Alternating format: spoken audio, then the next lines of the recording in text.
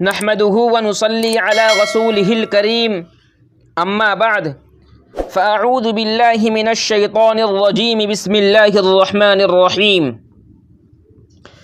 نون والقلم وما يسطرون ما انت بنعمة ربك بمجنون وانك لعلى خلق عظيم وقال تعالى لقد كان لكم في رسول الله اسوة حسنة وقال النبي صلى الله عليه وسلم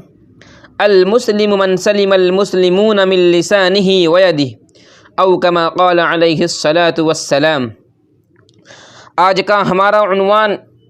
ایک ایسا عنوان ہے جس کی ضرورت ہے۔ یہ عنوان نہ سیاست سے متعلق ہے، نہ تجارت سے، نہ امامت سے، نہ خطابت سے، نہ چودھراہٹ سے، بلکہ محسن انسانیت، رحم و کرم کے پیکر، رب العالمین کے محبوب، رحمت للعالمین صلی اللہ علیہ وسلم کے اخلاق کریمانہ کے متعلق ہے۔ محترم سامعین کرام، پروردگار عالم نے اپنے محبوب کو اس دنیا میں ایسے وقت میں مبعوث فرمایا جب دنیا کے حالات بگڑے ہوئے تھے، لوگوں کے عقائد و معاملات، طور طریقے، رہن و سہن، تجارت و حرفت، سیادت و قیادت، اخلاق و کردار کے لحاظ سے اس روئے زمین پر کسی انسان میں تلاش کرنے سے بھی نہیں ملتی تھی، بلکہ انسانیت کا پورا نقشہ ہی بدلا ہوا تھا۔ عابد اور معبود میں کافی دوری پیدا کر چکے تھے۔ ضرورت تھی کہ اس روئے زمین پر انسان کو انسان بنانے کے لیے، عقائد و معاملات کی درستگی کے لیے، طور طریقوں کے سدھار کے لیے، اخلاق و کردار کا نمونہ پیش کرنے اور عملی جامہ پہنانے کے لیے محسن انسانیت، سرور کائنات محمد عربی صلی اللہ علیہ وسلم کی بعث ہو، کیونکہ صدیوں سے ایسے اخلاق کے حامل محسن اعظم صلی اللہ علیہ وسلم کے اخلاق کریمہ و عظیمہ کی بشارتیں توریت و انجیل اور زبور کے ذریعہ نسلاً بعد نسل سنائی جا رہی تھی۔ وہ وقت آ گیا اور میرے آقا صلی اللہ علیہ وسلم اس دنیا میں تشریف لائے۔ میرے آقا صلی اللہ علیہ وسلم کا اخلاق بھی عمدہ، عمل بھی عمدہ، عبادت بھی عمدہ، ریاضت بھی عمدہ، دیانت بھی عمدہ، عادت بھی عمدہ، سیرت بھی عمدہ، شرافت بھی عمدہ، سنت بھی عمدہ، مزاج بھی عمدہ۔ تبھی تو ہم کہتے ہیں تلوار کی باری بعد میں آئی، پہلے میرے آقا صلی اللہ علیہ وسلم نے اپنے اخلاق پیش کیے، شرعی کلام پیش کیے، دشمنوں کے حق میں دعائیں دی۔ ایک طرف کفار و مشرکین کی اذیت ناک، دردناک، تکلیف دہ باتیں ہوتی تھیں، تو دوسری طرف میرے آقا صلی اللہ علیہ وسلم کے اخلاق کریمہ ہوتے، دعا کے لیے دست مبارک اٹھا ہوا ہوتا۔ اللہ اللہ، ایسا پیارا نبی صلی اللہ علیہ وسلم کہ ایک طرف اہل مکہ دشمنی کرتے تو دوسری طرف میرے آقا صلی اللہ علیہ وسلم کے پاس ان کی امانتیں ہوتی اور صادق و امین کے لقب سے پکارے جاتے۔ جب سرور کائنات نے مکہ میں توحید کا پرچم لہرایا، اسلام کی باتیں کی، تو پھر ہر ایک کی نگاہیں میرے نبی صلی اللہ علیہ وسلم کی طرف اٹھیں۔ کسی نے امانتیں رکھ کر آزمایا، کسی نے گالیاں دے کر آزمایا، کسی نے کانٹے بچھا کر آزمایا، کسی نے تانا دے کر آزمایا، کسی نے کوڑا ڈال کر آزمایا، کسی نے پھندا ڈال کر آزمایا، کسی نے دیوانہ کہہ کر آزمایا، کسی نے مجنون کہہ کر آزمایا، کسی نے دوست بن کر آزمایا، کسی نے مہمان بن کر آزمایا، لیکن خاتم النبیین والمرسلین نے اپنے عمدہ اخلاق کے ذریعہ ہر ایک کو خوش کر دیا، کسی کو ناراض نہیں کیا۔ تو آئیے ذرا اپنے آقا صلی اللہ علیہ وسلم کے اخلاق کے بارے میں دوسروں یہودیوں سے معلوم کرتے ہیں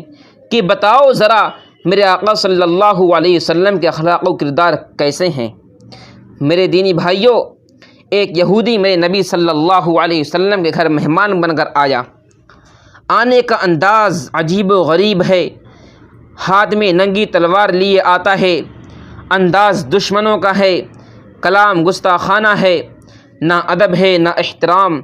آ کر کہتا ہے یا محمد، میں تیرا مہمان ہوں، دور سے آیا ہوں، تھکا ماندہ ہوں، بھوک اور پیاس سے دو چار ہوں، سب سے پہلے مجھے کھانا کھلاؤ۔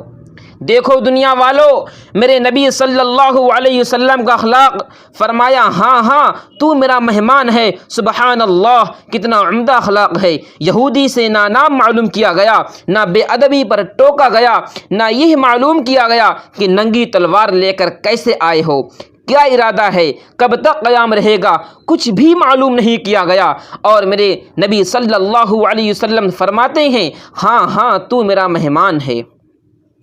میرے آقا صلی اللہ علیہ وسلم مہمان کے لیے دسترخوان لگاتے ہیں، گھر کا کھانا رکھتے ہیں۔ یہودی مہمان دسترخوان پر دھڑلے سے بیٹھ جاتا ہے، نہ ادب ہے نہ احترام، کھانا شروع کرتا ہے، نہ سنت کا خیال نہ میرے آقا کا خیال کرتا ہے، روٹیاں توڑ توڑ کر کچھ کھاتا کچھ گراتا ہے، نہ بسم اللہ پڑھا نہ الحمدللہ کہا، نہ خدا کا شکر ادا کیا۔ میرے نبی صلی اللہ علیہ وسلم اپنی نگاہ نبوت سے دیکھ رہے ہیں کہ میرے دسترخوان پر میری سنت کی دھجیاں اڑائی جا رہی ہیں۔ یہودی مہمان بھی جی بھر کر میرے آقا صلی اللہ علیہ وسلم کو تکلیف پہنچاتا ہے، لیکن قربان جائیے میرے نبی صلی اللہ علیہ وسلم کے اخلاق کریمانہ پر۔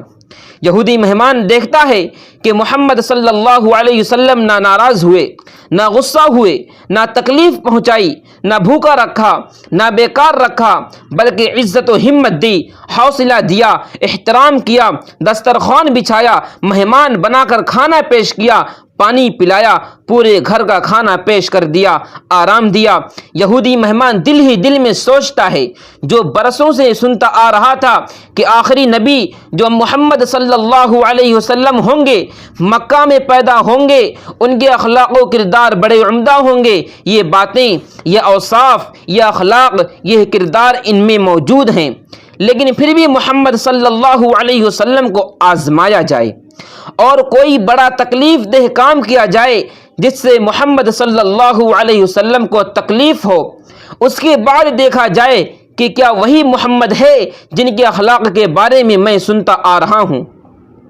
یہودی کہتا ہے اے محمد صلی اللہ علیہ وسلم، تو نے کھانا کھلایا، پانی پلایا، اب آرام کرنے کے لیے بستر لگا دو۔ میرے آقا صلی اللہ علیہ وسلم کے گھر ایک ہی بستر ہے جس پر آپ صلی اللہ علیہ وسلم آرام فرماتے ہیں، وحی الہی کا نزول بھی اسی بستر پر ہوتا ہے۔ میرے نبی کا بستر مبارک پاک و صاف اور یہودی کافر، لیکن میرے آقا صلی اللہ علیہ وسلم کا مہمان ہے۔ میرے آقا محسن اعظم، اخلاق کے بلند پایا نبی صلی اللہ علیہ وسلم نے انکار نہیں کیا، بلکہ فرمایا ہاں ہاں میرے مہمان، بستر لگاتا ہوں، تم آرام کرو۔ میرے آقا یہودی مہمان کے لیے بستر پیش کرتے ہیں، یہودی مہمان فوراً بستر پر لیٹ جاتا ہے، نہ ادب نہ احترام، مہمان پوچھتا بھی نہیں کہ محمد صلی اللہ علیہ وسلم بستر ایک ہے، تم کہاں آرام کرو گے۔ یہودی حیران و پریشان ہے کہ عجیب عمدہ اخلاق کا آدمی ہے، جو کچھ مانگا سب کچھ پیش کر دیا، نہ ناراض ہوا، نہ غصہ ہوا، نہ برا بھلا کہا، نہ تکلیف دی، نہ بھوکا رکھا، نہ پیاسا رکھا، نہ بیگانہ رکھا، عزت دی، ہمت دی، حوصلہ دیا، احترام کیا، مہمان بنایا، خاطر تواضع کی، سارا کھانا پیش کیا، دسترخوان لگایا، بستر بھی دیا، آرام ہی آرام، سکون ہی سکون، راحت ہی راحت، عافیت ہی عافیت، نہ ڈر نہ خوف نہ بے چینی۔ محمد صلی اللہ علیہ وسلم تیرے اس اخلاق عظیمہ و کریمہ پر دنیا قربان ہو جائے۔ لیکن یہودی ابھی بھی دل میں سوچتا ہے بستر دے دینا کوئی کمال نہیں، اس کے بعد کوئی ایسی حرکت کی جائے جس سے محمد صلی اللہ علیہ وسلم کو بھی پریشانی ہو اور ان کے ساتھی کو بھی تکلیف ہو۔ میرے آقا صلی اللہ علیہ وسلم رحمت للعالمین شفیع المذنبین صلی اللہ علیہ وسلم نے مہمان کو آرام سے سلایا اور خود شب بیداری کے لیے امت کی مغفرت کرانے کے لیے عبادت میں مشغول ہو گئے۔ رات گزرتی جا رہی ہے، میرے نبی صلی اللہ علیہ وسلم عبادت میں مشغول ہوتے جا رہے ہیں، صحابہ بھی اپنے اپنے گھروں کو چلے جاتے ہیں۔ یہودی مہمان دل ہی دل میں ارادہ بناتا ہے کہ محمد صلی اللہ علیہ وسلم کو ہر طرح سے آزمایا، لیکن بالکل سچ اور حق پایا، عمدہ اخلاق والا پایا، اب ایک بار اور آزما کر دیکھوں یہودی مہمان میرے نبی صلی اللہ علیہ وسلم کے پاک بستر پر پیشاب پاخانہ کر کے ناپاک کر دیتا ہے۔ رات کی تنہائی میں یہودی نے بطور آزمائش حرکت کر دی، لیکن تھوڑی دیر میں یہودی گھبرانے اور ڈرنے لگا، خوف کرنے لگا، سوچنے اور پریشان ہونے لگا کہ ہو سکتا ہے اب بھی محمد صلی اللہ علیہ وسلم اپنے اخلاق و کردار کی وجہ سے کچھ بھی نہ بولیں، لیکن اگر صحابہ کو یا عمر فاروق کو خبر لگ گئی تو ان سے کوئی بچا نہیں سکتا۔ اس لیے ابھی نہ محمد بیدار ہیں، نہ صحابہ بیدار ہیں، نہ عمر فاروق موجود ہیں، چلو اسی وقت یہاں سے راہ فرار اختیار کر لیں تاکہ صبح ہوتے ہی اپنی منزل کو پہنچ جائیں۔ یہودی مہمان نے میرے نبی صلی اللہ علیہ وسلم کے بستر مبارک کو نجس و ناپاک کر کے رات کی تاریکی میں گھر کا راستہ اختیار کر لیا۔ ڈر اور خوف کی حالت میں اپنی منزل کی طرف بڑھتا چلا جاتا ہے۔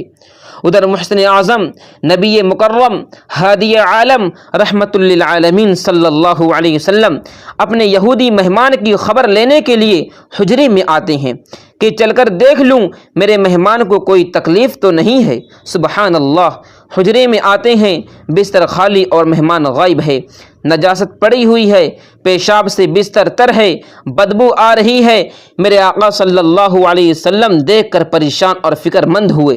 ادھر ادھر دیکھنے لگے، مہمان کہیں دور تک نظر نہیں آیا، پریشان ہو گئے، میرا مہمان کہاں چلا گیا؟ اسے تکلیف ہوئی، ہم نے خبر نہیں لی، رب دو جہاں مجھے درگزر فرما۔ برادران ملت، مجھے کہنے دیجئے، میرے نبی صلی اللہ علیہ وسلم کی یہ تڑپ،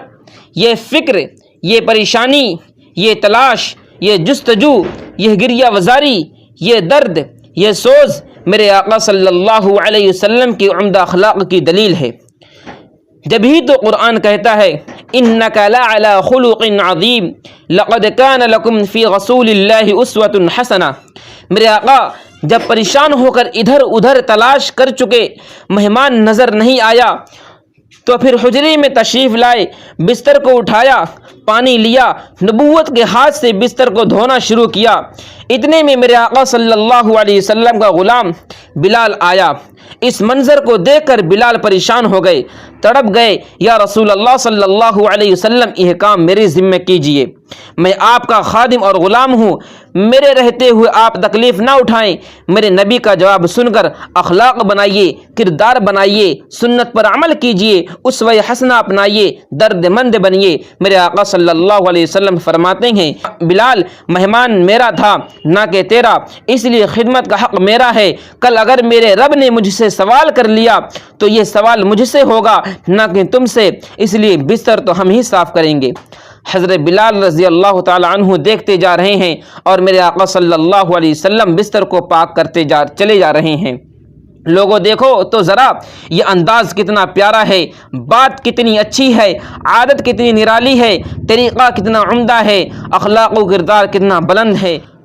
میرے نبی صلی اللہ علیہ وسلم کی اس ادا پر قربان ہو جائے دنیا۔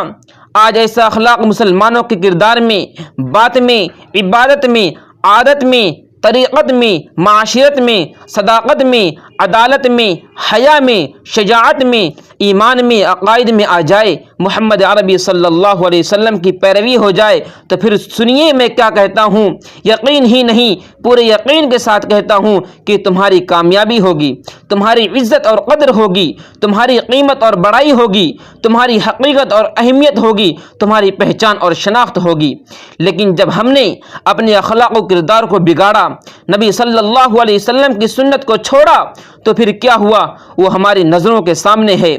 ہمارے ہاتھ سے کامیابی گئی، ہمارے ہاتھ سے عزت بھی گئی،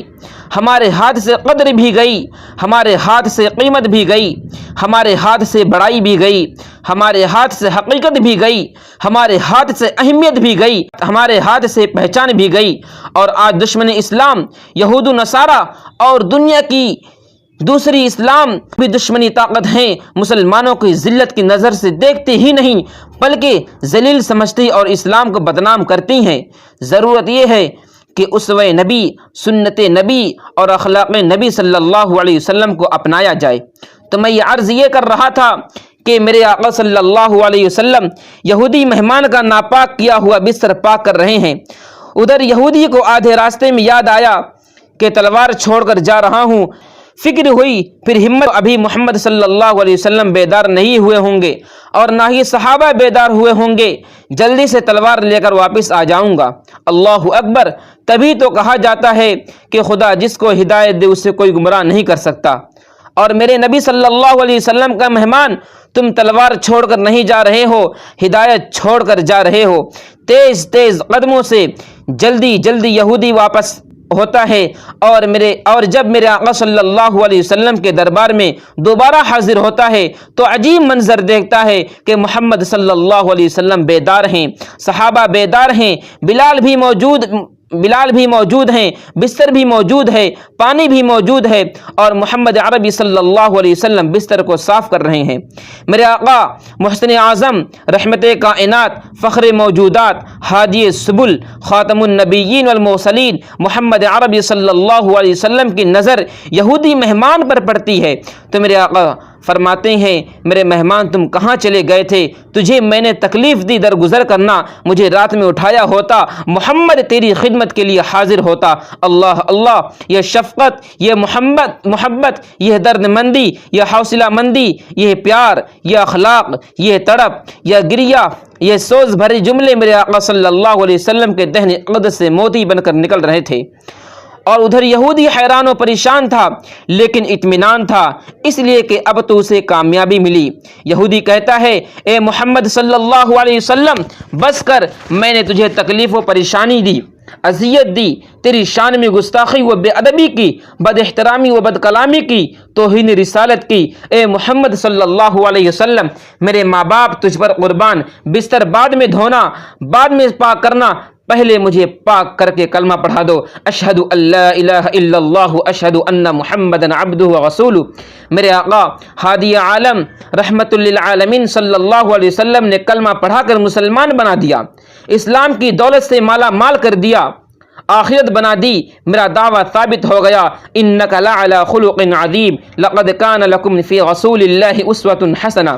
اب مجھے کہنے دیجئے کہ میرے آقا صلی اللہ علیہ وسلم نے کلمہ پڑھایا اور اسلام میں داخل کیا، اور یہودی مہمان نے اسلام قبول کیا، نبی کو نبی اور رسول مان لیا، ڈر اور خوف سے نہیں، تلوار سے نہیں، جنگ سے نہیں، ذلت و رسوائی سے نہیں، زور و زبردستی سے نہیں، ظلم سے نہیں، بلکہ اخلاق کو دیکھ کر، کردار کو دیکھ کر، نبی صلی اللہ علیہ وسلم کی شفقت کو دیکھ کر، عزت و حوصلہ کو دیکھ کر اسلام کو قبول کیا۔ دعا کیجئے اللہ رب العزت ہمارے اخلاق و کردار کو بہتر سے بہتر بنا دے، آمین ثم آمین، وآخر دعوانا ان الحمد للہ رب العالمین۔